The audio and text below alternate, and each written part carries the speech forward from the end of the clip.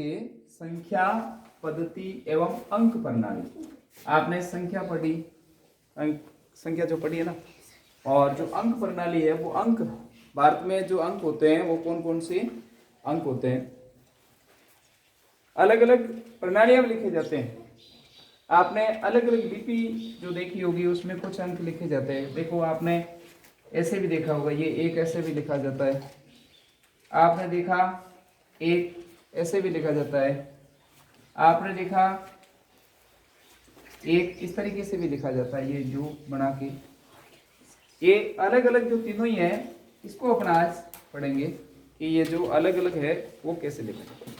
अब सबसे पहले जो संख्या पद्धति होती है, पहली जो संख्या पद्धति है वो है पुराने समय में जो ऋषि मुनि जो लिखते थे या जो खाताबाई का जो काम होता था वो लिखा जाता था। हिंदू जो लिपि अपनी लिखी जाती है ना, वो अलग अलग लिपि है। अब वो पहली लिपि कौन कौन सी है वो मैं आपको सिखाता हूँ। सबसे पहले तो अपन सीखते हैं अंतरराष्ट्रीय पद्धति। और अंतरराष्ट्रीय जो पद्धति में गिनती जो लिखी जाती है वो गिनती इस तरीके से लिखी जाती है, 1 2 3 4 5 6 7 8 9। इसी तरीके से जो लिखी जाती है वो अंतरराष्ट्रीय संख्या पद्धति होती है, ठीक है। और उसके बाद में जो भी लिखे जाते हैं वो हिंदू अरेबिक अंक क्या है उसको अपन समझते हैं। हिंदू अरेबिक अंक कौन से होते हैं? हिंदू अरेबिक पद्धति। एक आपने सुनी देवनागरी,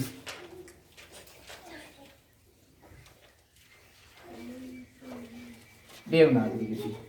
अब देवनागरी लिपि जब भी आपने पढ़ी है, उस देवनागरी लिपि में उसको कैसे लिखा जाता है? ये 1 है ना, ये फिर 2 3 4 5 6 7 को इस तरीके से गोला बना के 8 9 और 10, ये जो लिखी जाती है वो होती है देवनागरी लिपि। अब हिंदू अरेबिक अंक और अंतरराष्ट्रीय संख्या पद्धति में जो अंक लिखे जाते हैं वो ये अंक है, और ये जो गिनती लिखी गई है वो हिंदू अरेबिक अंक में लिखी गई है। किसमें लिखी गई है? हिंदू अरेबिक अंक में लिखी गई है ये गिनती।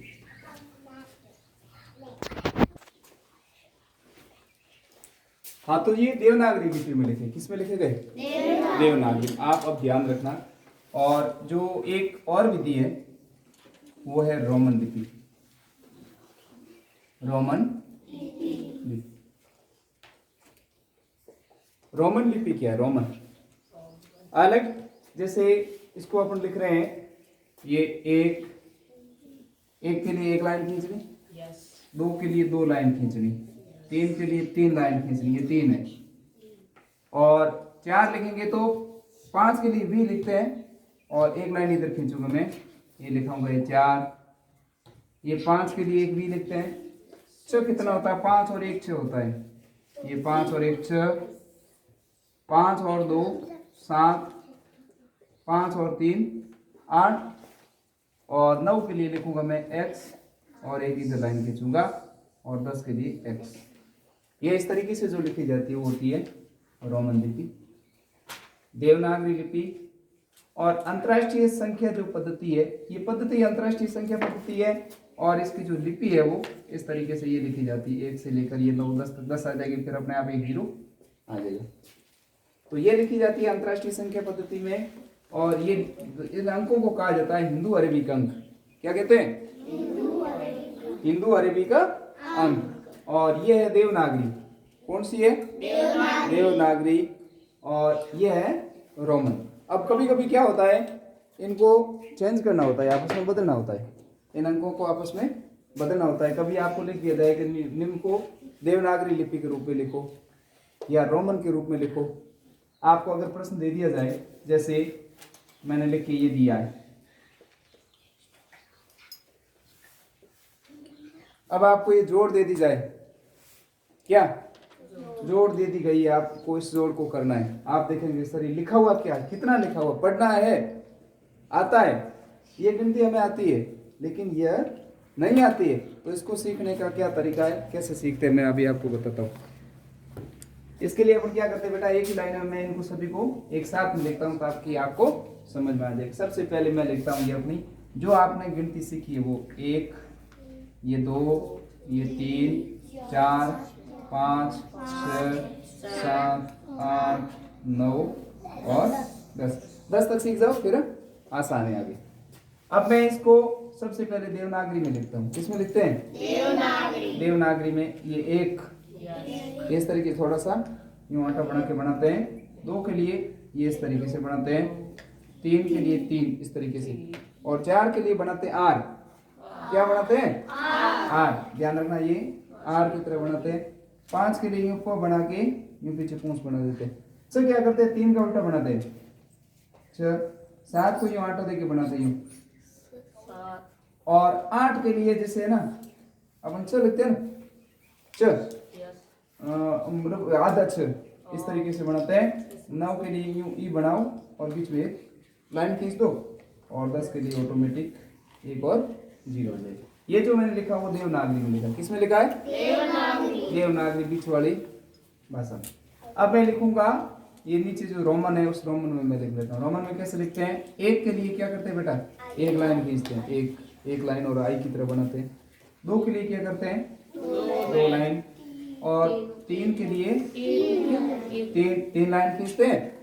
और 4 क्या होता है? 5 में से 1 कम होता है, तो पहले मैं 5 को लिख लेता हूँ। ये 5 है। 5 के लिए वी लिखते हैं। क्या लिखते हैं? वी लिखते हैं। और फिर 5 में से 1 कम हो जाता है। इस साइड में जो भी लिखा जाता है, लेफ्ट साइड में, कौन सी साइड में? लेफ्ट साइड में जो भी लिखा जाता है उसमें से 1 कम है। इधर जो लिखा जाता है वो 1 कम है और इधर लिखने वाला 1 ज्यादा है। अब छ कितना होता है? 5 और 1 6 होता है। तो ये तो मैंने लिख दिया 5। अब मैं क्या लाइन खींचूंगा? कितनी? एक लाइन खींचूंगा 6। ये मैंने 5 लिखा और 5 के पीछे 2 लाइन खींच ली। कितने हो गए? 7।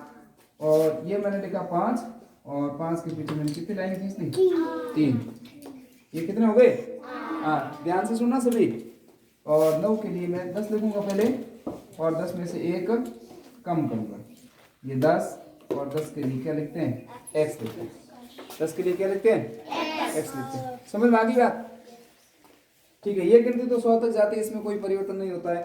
ये गिनती भी 100 तक जाती है, कोई दिक्कत नहीं होती। लेकिन रोमन में किसको कैसे लिखते हैं उसको आप ध्यान से समझो, और किसको कितनी बार लिख सकते हैं। पहली चीज है जो रोमन में आपको बढ़िया ध्यान रखना है, यानी किसकी पुनरावृत्ति कितनी कर सकते हैं, किस अंक को कितनी बार लिखा जा सकता है। जैसे 1 है, ये 1 है, 1 को 3 बार लिख सकते हैं। कितनी बार लिख सकते हैं? 3 बार लिख सकते हैं उसको लगातार। 1 2 3, ये 3 बार। 4 लिखना है तो ऐसे नहीं लिख सकते, ऐसे 1 2 3 और ये 4, ऐसे नहीं लिख सकते, केवल 3 बार ही लिख सकते हैं। 1 तो किस किस को 3 बार लिख सकते हैं? एक को लिख सकते हैं, और एक x को लिख सकते हैं, और एक c को लिख सकते हैं। अब आप कहोगे सर x क्या है और c क्या है, इनका क्या क्या मान है? तो अपन उस मान को देखते हैं। x का मान होता है 10। क्या होता है? x, i, x और c, इसको 3 बार लिखा जा सकता है। और x का मान होता है 10। कितना होता है? 10। ये क्रॉस की तरह x की तरह लिखा जाता है। ये 1x का मान होता है 10, और 2x लिख लूँ मैं, 1 2, तो ये हो जाएगा 20। और 3x लिख लूँ, 1 2 और 3x लिख लूँ, ये हो जाएगा 30। लेकिन 4x नहीं लिख सकते। समझ आई बात? x को कितनी बार लिख सकते हैं अपन? 3 बार लिख सकते हैं। एक ध्यान रखना, l ये नहीं, v l, इनको 1 बार लिख सकते हैं। कितनी बार लिख सकते हैं? v l, और इसको 1 बार लिख सकते हैं। कितनी बार लिख सकते हैं? 1 बार। l का मान होता है 50। क्या होता है? l का मान होता है 50। एक l अगर लिख लिया गया रोमन में तो इसका मान है 50। और तो 40 क्या होगा? 50 से 10 कम होता है, इसको मैं 10 कम कर लेता हूँ यहाँ, ये हो जाएगा 40। अब मैंने क्या कहा था, इसमें इसको ज्यादा बढ़ा सकते हैं अपन। बढ़ा सकते हैं कैसे? ये मैंने l लिखा, और इसके पीछे मैं 10 लिख लूँ तो ये 50 और 10 कितने होते हैं? 60। ध्यान से समझो, सबको समझ में आ रहा है ना? ठीक है, ये मैंने लिखा L और इसके पीछे 2x लिख लिया। 50, 60, 70, ये कितने हो गए? 70 हो गए। कितने हो गए? 80 को लिखने के लिए मैं क्या करूंगा? 1, 2 और 3, 80।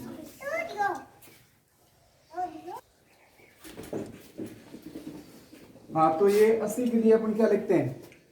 L और 3x। 100 को लिखा जाता है C से। किसे लिखते हैं? C से लिखा जाता है 100 को। तो 100 में से अपन 10 कम कर सकते हैं और यहाँ इसको ऐसे लिख सकते हैं 90 x C। मैंने आपको एक चीज बताई, आप ध्यान रखना, इस साइड में, लेफ्ट साइड में, ये अपने दो हाथ होते हैं, राइट हैंड और लेफ्ट हैंड। तो लेफ्ट साइड में, इस साइड में जितने लिखते हैं वो कम होते हैं और इस साइड में क्या होते हैं? ज्यादा होते हैं। इधर लिखते हैं तो ज्यादा, इधर कम है। अच्छा, अब आप आराम से कोई भी गिनती है उसको लिख सकते हो और उसमें आप इनको बदल सकते हो। जैसे एक प्रश्न आ जाए कोई, अब इसमें एक चीज और है, 500 को किसे लिखते हैं? बताओ, किसे लिखते हैं? D से लिखते हैं। 500 किसे लिखते हैं? D से। D बराबर 500।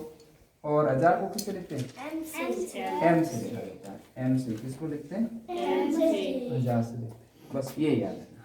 अब कोई संख्या लिखी हुई है और मैं आपको पूछ लूँ कि ये कितना लिखा हुआ है, तो आप इनको काम में लेके बता सकते हैं। अब ये चीज समझ में आई आपको? देवनागरी लिपि समझ में आई? और रोमन समझ में आई? ठीक है, तो आपकी क्लास में रोमन भी है और देवनागरी भी है। ये अंक आपको पढ़ने आते हैं और इसके साथ साथ में जो चौथी चीज है वो आपको पढ़ने आनी चाहिए। क्या? शब्दों में लिखी हुई। किसमें? शब्दों में। हिंदी मीडियम में हिंदी में लिखी जाती है शब्दों में, और इंग्लिश मीडियम में इंग्लिश में लिखी जाती है। दोनों अलग अलग मीडियम, अलग अलग चीजें लिखी जाती है। जैसे अब मैं आपको पूछूं कि ये कितना लिखा हुआ है, ये मैंने लिखा है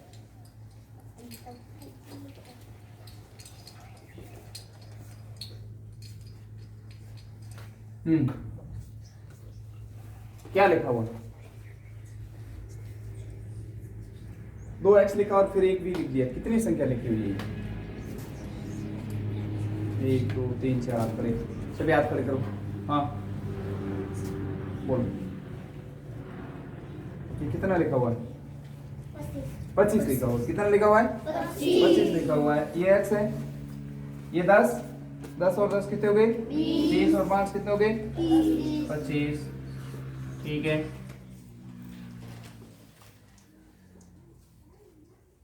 ये कितना लिखा हुआ है? जल्दी बताओ। 19 लिखा हुआ। कितना लिखा हुआ है? 19 लिखा हुआ है। 21 नहीं लिखा हुआ है। 10 के बाद में क्या लिखे हुए? 9 लिखे हुए। ये कितना है? 19 है। तो आपको इसको सीखने के लिए पहला काम क्या करना पड़ेगा? पहला काम ये करना पड़ेगा, इनको 100 तक आपको लिखना आना चाहिए। क्या? तो संख्या पद्धति पढ़ने के लिए आज इस वीडियो को देख के आज से आपको ये काम करना है कि भारतीय संख्या पद्धति, हिंदू अरेबिक अंक और रोमन लिपि, इनको आपको पहले तैयार करना है और ये तैयार करने के बाद में ये आपका टॉपिक कंप्लीट होगा। इस पर आप अभ्यास करेंगे। अब मैं कुछ चीजें आपको ये बता रहा हूँ। जैसे यहाँ मैंने लिखा, ये कितना लिखा हुआ है? आपको कुछ नहीं करना है, 1 से 10 तक अंक याद करने हैं और उसके बाद पर लिख लेना। कितना है? 34 नहीं है, 35। आप देखो ये कितना है?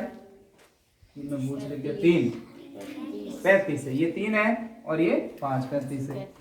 35 में से अब इसका उत्तर क्या आएगा?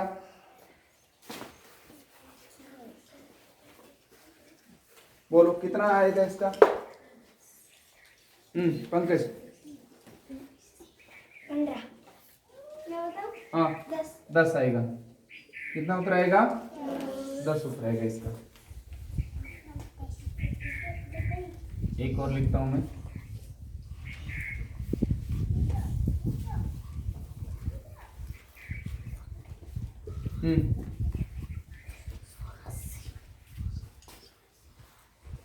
चलिए बताओ, पहले तो ये आपको पढ़ना आना चाहिए। कितना लिखा हुआ है? कितना रन हुआ? 24। 84 84 में से क्या घटाने, 60 कितने रहेंगे,